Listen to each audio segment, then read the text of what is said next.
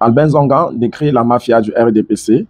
Il dit que le jeu de questions-réponses pendant la session orale à l'Assemblée nationale, eh bien, que le RDPC prépare toujours les questions pièges. Écoutez, une des techniques éprouvées du RDPC à l'Assemblée nationale a toujours consisté à préparer quelques-uns dans son propre camp pour poser des questions pièges gênantes au gouvernement, ceci afin de couper l'herbe sous le pied de l'opposition, arracher des applaudissements de la Chambre et ainsi donner l'impression d'une opposition forte. La finalité de tout ce cycle est d'obtenir de passer le texte au vote en sachant bien sûr que la majorité obèse du RDPC va remporter. Et tout ce qui a été dit et fait n'étant que pur spectacle.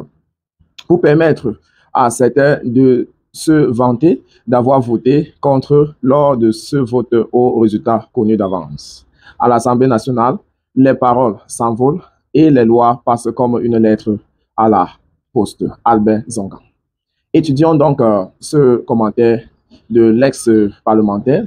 Le commentaire d'Albin Zongan que vous venez de suivre, eh bien, met en lumière une stratégie politique subtile mais efficace, souvent utilisée pour manipuler les perceptions publiques et maintenir un contrôle absolu sur le processus législatif. Cette technique consiste à orchestrer un semblant de débat démocratique en créant une fausse opposition à l'intérieur même du parti majoritaire. Voici quelques points clés qui ressortent de cette analyse. 1. La manipulation de l'opposition. Le fait de préparer des interventions critiques au sein du même camp permet de neutraliser la véritable opposition en donnant l'impression que toutes les questions pertinentes ont déjà été posées. Cela désamorce les critiques extérieures tout en contrôlant le discours. 2. Le rôle du spectacle.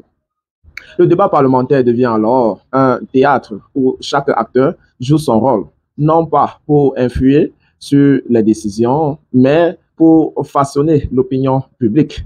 Les questions gênantes servent de diversion et offrent aux membres du parti la possibilité de se poser en défenseur du peuple.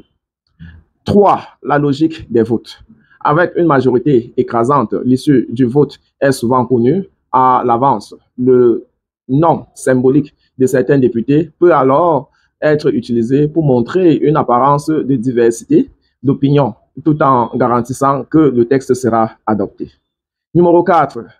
L'inefficacité de l'opposition réelle. Cette mise en scène rend l'opposition réelle quasi impuissante car ses interventions sont éclipsées par celles calculées des membres du parti au pouvoir. Le résultat est un processus législatif vidé de sa substance démocratique. 5. Une illusion de démocratie.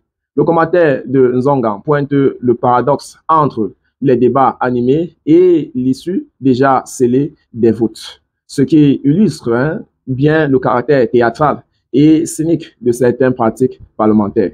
Cette stratégie démontre comment le pouvoir peut instrumentaliser les institutions démocratiques pour légitimer son contrôle, tout en réduisant l'opposition à un rôle décoratif.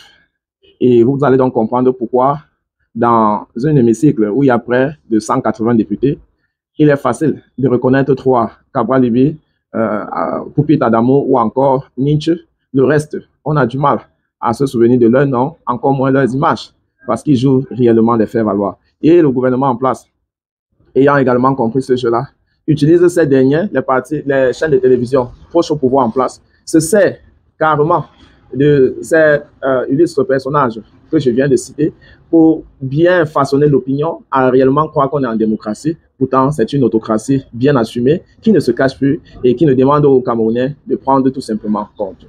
Merci beaucoup au patriarche Albin Zongan pour cette réflexion. Quant à nous, nous vous donnons rendez-vous d'ici peu. Prenez soin de vous. Quoi qu'il arrive, gardez le sourire et bien le bonjour.